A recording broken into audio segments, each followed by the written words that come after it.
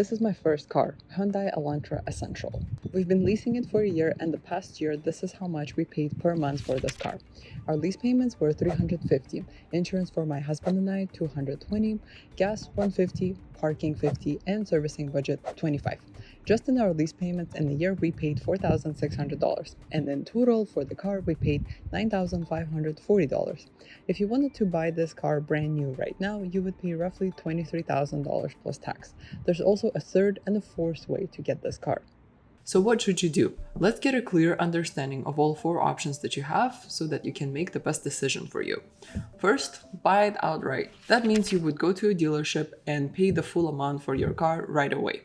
In the case of Elantra, as I mentioned before, it would be roughly $23,000 plus tax. What are the pros of this method? Let's take a look. So the car is yours and you won't have any monthly payments. You're also just paying for the car without incurring any interest. You also don't have any restrictions on mileage, so you can drive it as much as you want, and you can do anything you want to the car in terms of its appearance and improving performance. The cons. The upfront cost is definitely high, the highest of all the options.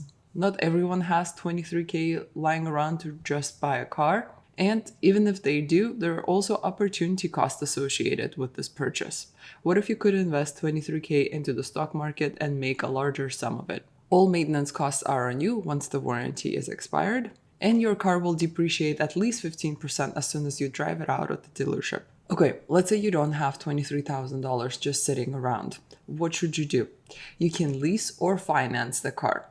But what's the difference? Leasing is essentially renting. You agree to rent it from the dealership for a specific amount of time, typically 2 to 5 years. But normally you can also return it before the end of your term. That's exactly what we did with our Elantra. You can also buy it out at the end of your term and own the vehicle. So let's take a look at Hyundai's website and see how much you would pay right now for the Hyundai Elantra if you were to lease it.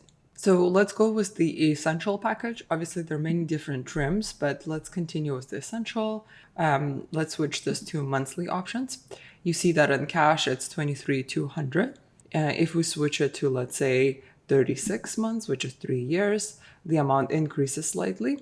And then depending on what down payment you make, if you make, for example, $5,000 down, the amount also decreases. So you can manipulate that amount. But as you can see immediately, there is a con, estimated annual kilometers. So you have a mileage restriction and you can't go over it. And if you do, you'll have to pay additional fees.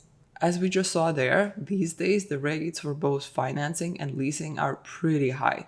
You would be looking at somewhere between 5 and 8% depending on the car. You should also maintain the car in good condition, as excessive wear and tear might also incur additional fees. And at the end of the day, the car is not yours. You will have to return it.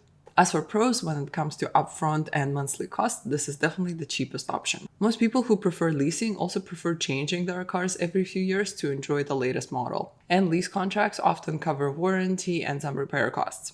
Before we talk about financing and the last option to get a car, what kind of car can you actually afford? What is the reasonable amount to spend on your car per month? There's a general 24-10 rule.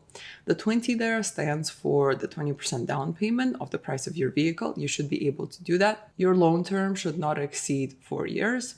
And your total monthly payments for the car, including gas and insurance, should not exceed 10% of your gross monthly income. So let's imagine you make $65,000 a year. Can you afford the Elantra? Let's take a look. So to afford it according to the 24-10 rule, you should be able to have $4,600 to put down as a down payment and take a 4-year term on the car. And lastly, your monthly income is $5,416. 10% of that is $542.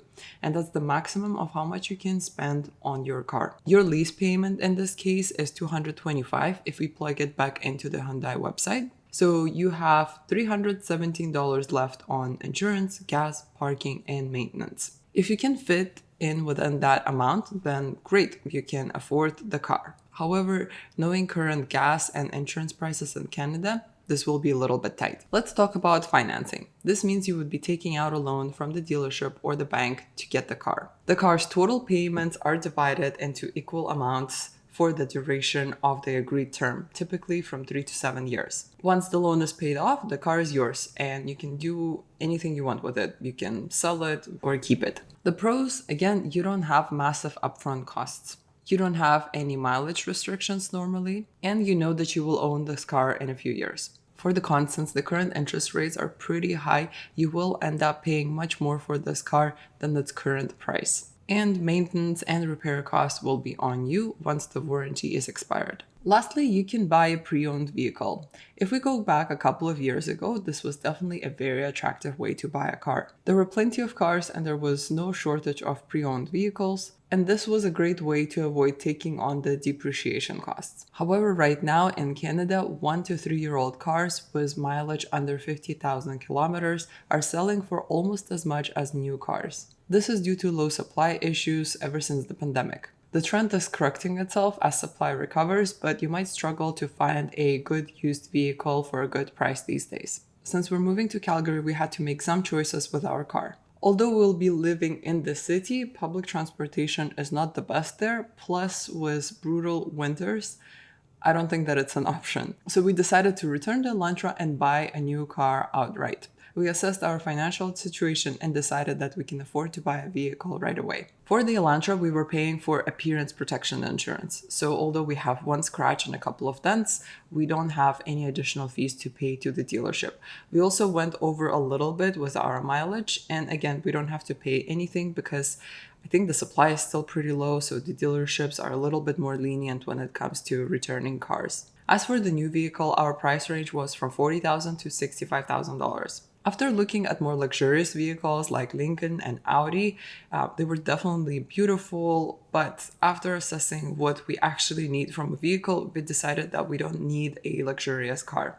They definitely stand out way more in performance, but they lack in certain features. So then we went to Kia, Mazda, and Hyundai and took a look at Kia Sportage, Mazda CX-5, and Hyundai Tucson. We were going for a bit of a higher trim, so they ended up costing between $45,000 and $55,000. Asian cars tend to have a little bit more features, but they're definitely not as great when it comes to performance. Although we test drove them in Ontario, we bought them in Calgary so that we can enjoy the lower tax. Please comment below which car you think we got out of the 3. As a tip for you, contact multiple dealerships and try to get them to compete with each other. That's how we were able to get $1,000 off our new car. And finally, the Kia dealership literally included $3,000 market adjustment in our price breakdown. So they were about to charge us $3,000 more just because they can. Buying a car is both stressful and exciting. I would advise you to look at a car as a vehicle to get you from A to B with the level of comfort that you require and can afford. Don't see it as a status demonstration. There are many people driving luxurious vehicles who can barely afford them. The same goes for your house. Do you know what is the reasonable price that you should be paying for your house per month? I'll cover that topic in my next video, so please stay tuned and thank you so much for watching.